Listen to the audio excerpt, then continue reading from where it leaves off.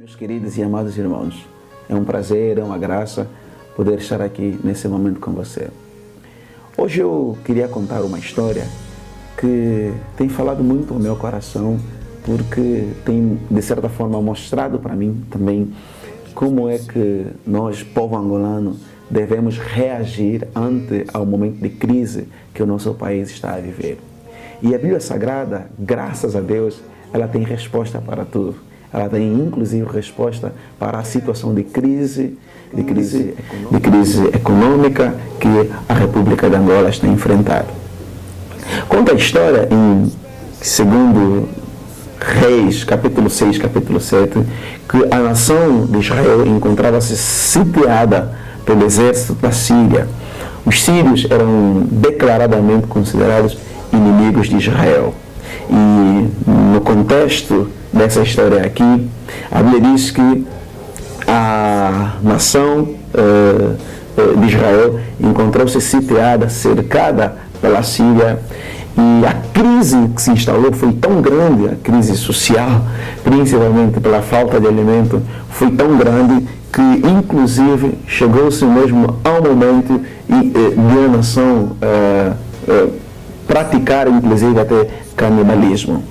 Conta a história que 2 mulheres, por causa da crise, por causa do medo, por causa da fome que havia se instaurado na nação, 2 mulheres combinaram entre si em comer os seus próprios filhos.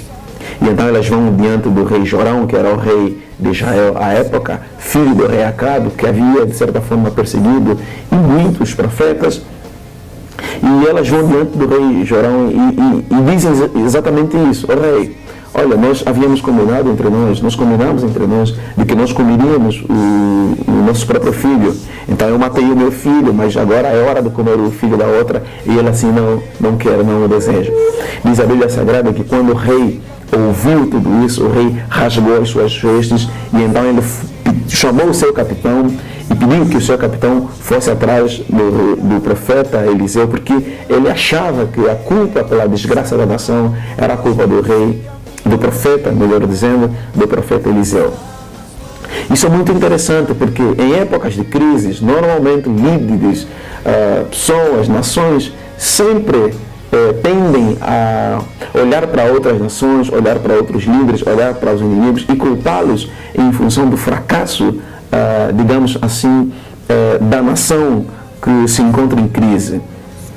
A República de Angola, há mais de 2 anos, encontra-se em crise econômica e crise financeira, que de certa forma também acaba trazendo reflexo para o setor social. Então, nós temos crise econômica, crise financeira e, evidentemente, também podemos dizer que nós temos crise social. Mas, graças a Deus, que a palavra de Deus, ela tem a resposta para tudo. Não é hora, evidentemente, de nós encontrarmos os culpados, os inimigos e sairmos por aí caçá-los. É hora de nós olharmos para a Bíblia Sagrada e entendermos que as Escrituras Sagradas têm resposta, inclusive até mesmo para a crise que o nosso país está a viver. Essa história é muito interessante porque diz a Bíblia Sagrada que o rei de Israel ordenou que a cabeça de Eliseu, o profeta, estivesse a presa. Então começou a persegui-lo.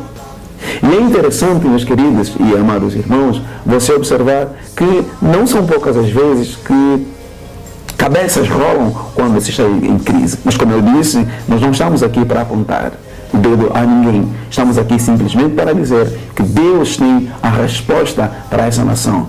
É preciso que o povo do Senhor Jesus Cristo se levante em oração, se levante em clamor, se levante em justiça e que nós entendamos que Deus tem a solução para essa querida e amada nação que todos nós amamos, a que nós chamamos de Angola. Hoje é o dia, Angola, de nós nos voltarmos para o Senhor. A história é muito interessante e diz que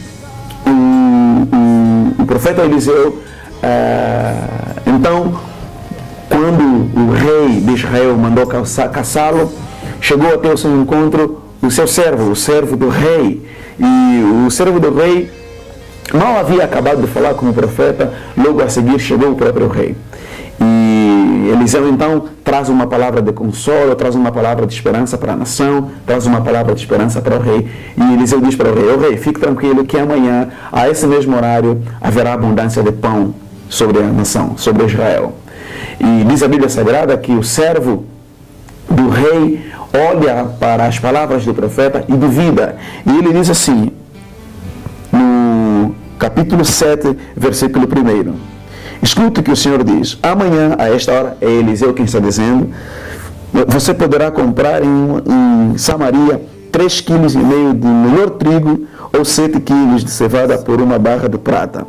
O ajudante pessoal do rei disse a Eliseu, mesmo que o Senhor Deus abrisse janelas do céu e fizesse cair trigo e cevada, isso nunca poderia acontecer. Olha só a palavra que o servo do rei, o capitão do rei, lança sobre a palavra de consolo, de conforto e de esperança que o profeta havia dito ao rei. Em tempos de crises é preciso que nós prestemos atenção.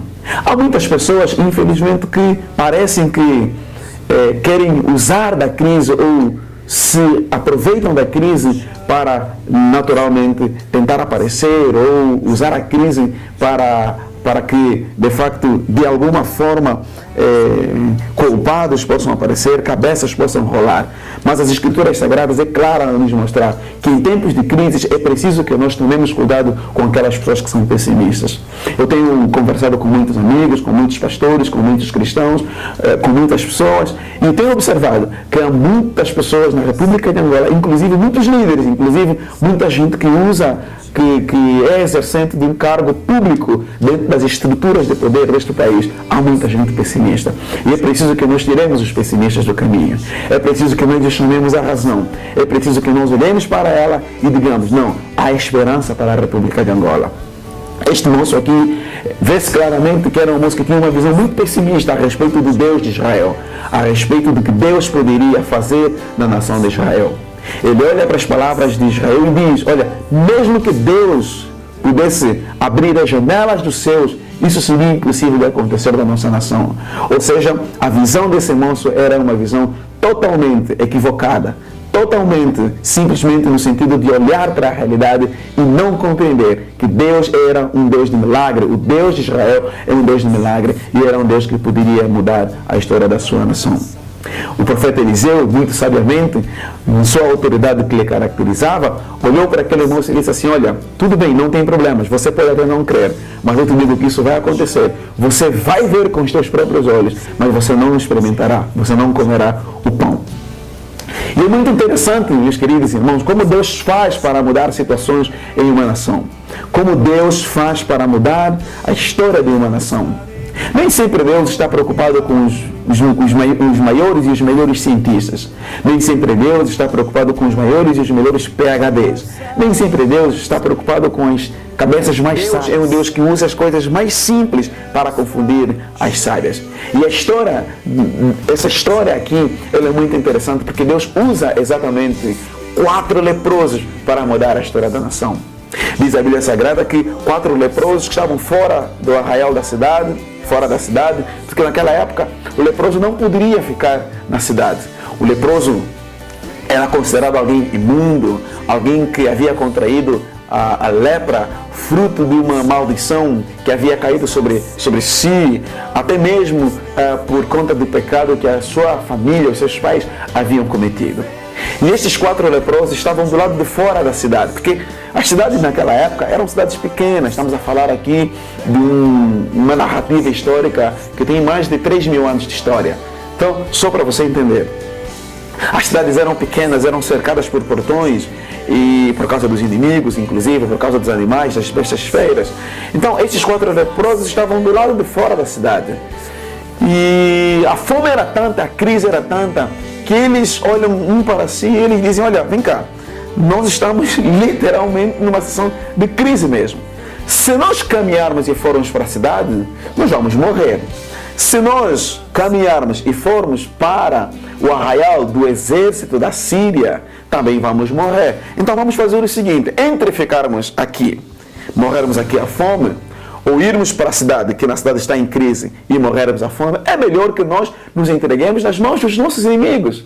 A Síria, lembre-se que a Síria está do outro lado da cidade, acampada, pronta a atacar Israel, e Israel não pode fazer nada porque a nação está com medo, os líderes estão com medo, o rei está com medo e a cabeça do profeta está a prêmio.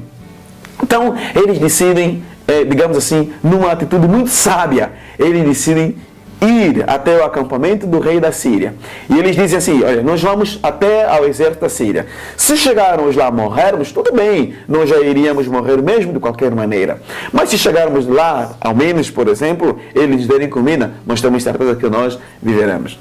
Diz a Bíblia Sagrada que aqueles 4 leprosos, quando estavam caminhando em direção ao arraial do exército da Síria, onde o exército da Síria estava acampado, no campo, Deus então usou aqueles homens no sentido de que Deus confundiu as mentes e os corações do exército do rei da Síria que estava lá fora. E enquanto aqueles homens estavam vindo, eles pensaram que fosse um grande exército. Pensaram que Israel havia feito aliança com o Egito, com outras nações vizinhas, com a pretensão de destruir a Síria.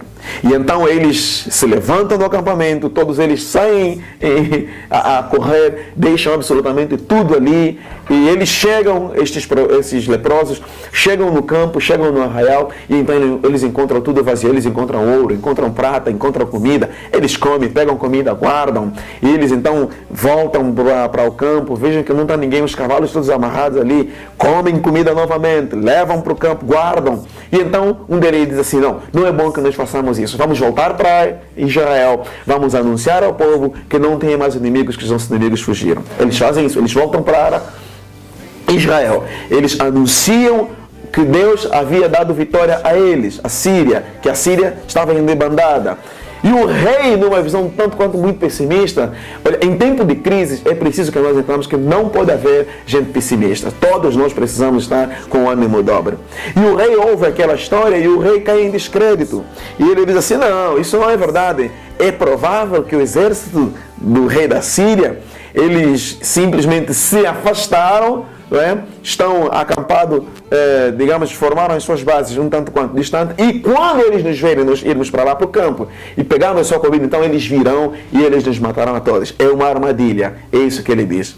E então, depois de muito insistir, ele pega alguns do seu exército, manda lá para o campo para confirmar se de facto o exército do rei da Síria havia mesmo abandonado o arraial. Então chega a confirmação de que Deus havia dado vitória a Israel e que haveria comida, tal como o profeta havia predito um dia antes.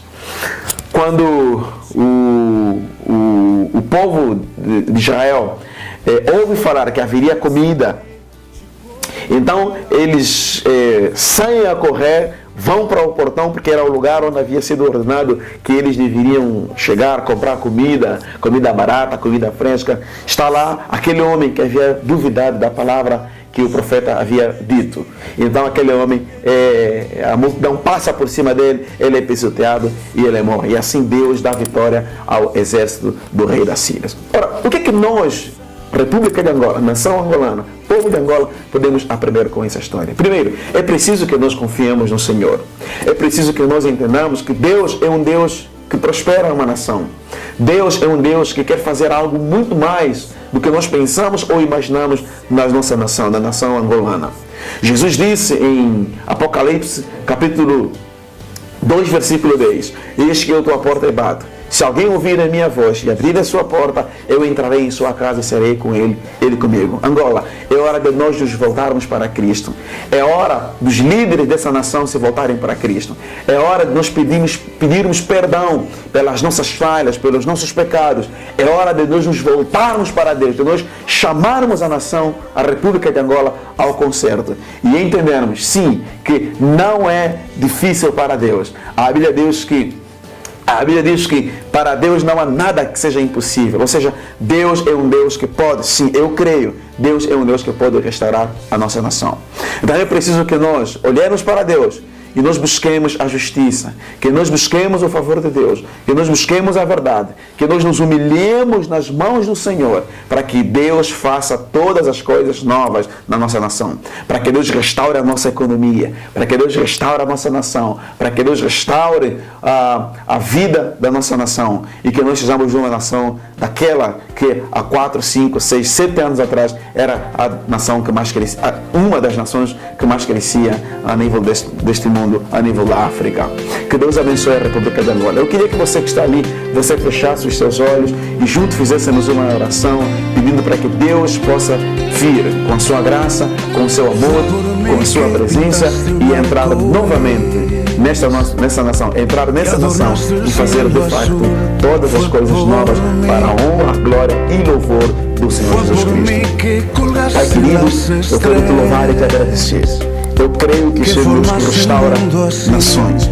Eu creio que o Senhor é um Deus que tem coisas novas para fazer na República de Angola. Pai querido, entre agora nos 4 cantos desta nação.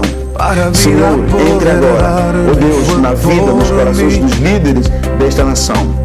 Desde o número 1 desta nação até o último desta nação, Senhor, faça todas as coisas novas para a honra do teu santo nome. Senhor, eu quero te levar por tudo. Te pedimos perdão pelos nossos pecados e pedimos a Deus agora no Senhor, com o teu Espírito Santo, com a tua graça, com o teu amor, com a tua paz, o Senhor venha e faça todas as coisas novas para a honra e glória do teu nome. Muito obrigado por tudo. Nós te louvamos e te agradecemos. Em nome de Jesus. Amém. Que Deus abençoe Angola. Que Deus abençoe a nossa nação. Que Deus abençoe a sua casa e a sua família. Paz do Senhor Jesus Cristo. Abraços. Voy a cuidar el huerto que has plantado en mi interior. Daré más fruto de tu amor.